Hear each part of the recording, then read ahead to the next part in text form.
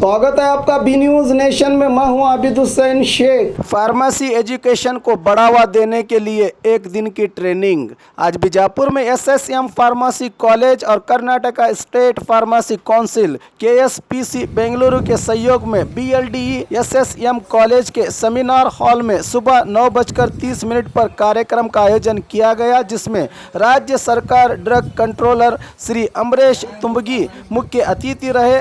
इस एक दिन के कार्यक्रम में शहर के 300 से अधिक फार्मासिस्ट हाजिर रहे, जिन्हें प्रिस्क्रिप्शन पर कैसे दवाई दी जाए बताया गया। इस कार्यक्रम में डॉक्टर्स भी भागी रहे।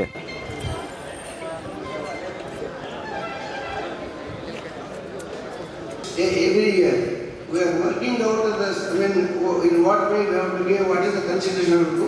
We are likely to coming year this for the benefit of the registered pharmacists who are teachers, community pharmacists, hospital pharmacists, registered pharmacists who are registered with KSPC to attend international national conference for Dr. Jinesh P. Nagavi, Assistant Professor, Sharda Vilas College.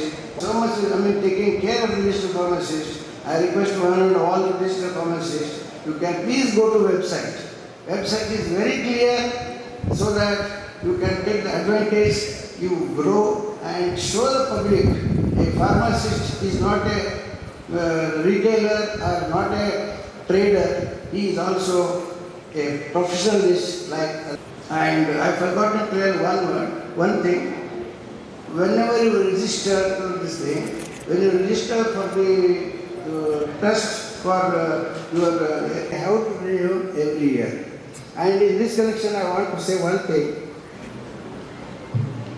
Hitherto now, we have given permanent registration. The Act 1942 of Pharmacy this thing, and then Section 34, 1, 2, 3, you have to renew every year.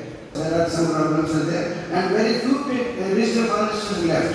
Almost all, about 90% registered pharmacists for the entire in Karnataka who are going to conduct hitherto. And we have already contacted more than about 30 to 35 colleges in Karnataka. Nearby, they can take the advantage, and this one-day course should be done.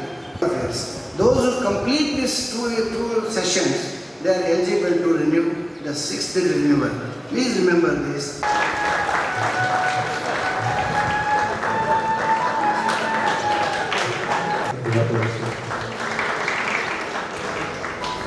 Requesting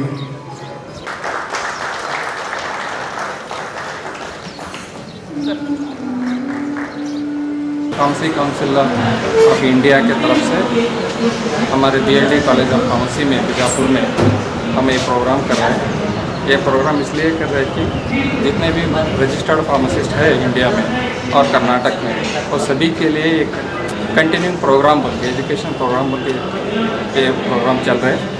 इसमें एक दिन पूरा सभी registered pharmacist जो आ रहे हैं कर्नाटक से या बीजापुर के नज़दीक के डिस्ट्रिक्ट से आ रहे हैं, सभी को एक दिन के लिए पूरा एजुकेशन करने वाले हैं। इस प्रोग्राम में हमने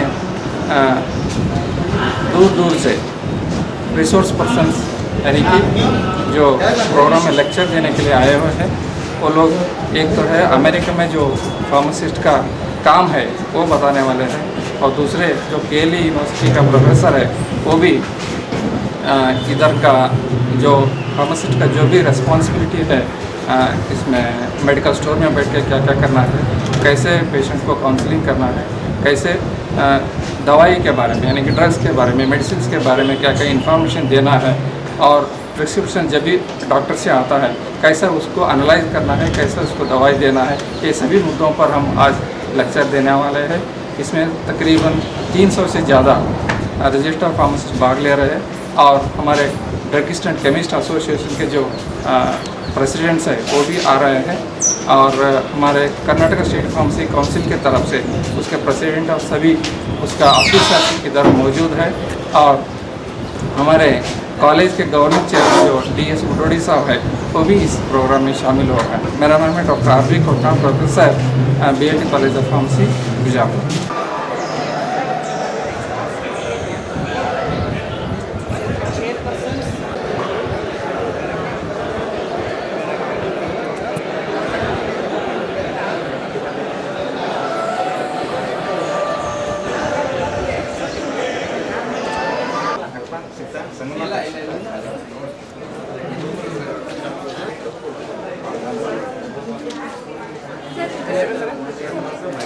बाघमारे अस्पताल में शुरू किया गया हिजामा ब्लड कपिंग थेरेपी, जिसमें मर्द और खवातीन का सुन्नत तरीके से किया जाएगा हिजामा। खासकर औरतों के लिए लेडी डॉक्टर हैं मौजूद।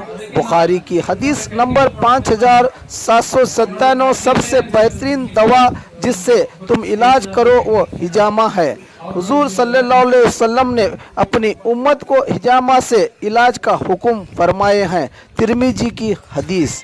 आइए इसका भरपूर फ़ायदा उठाइए। सारा भी बाघमारे अस्पताल, सना मंडप के पीछे, नौबाग रोड, बीजापुर।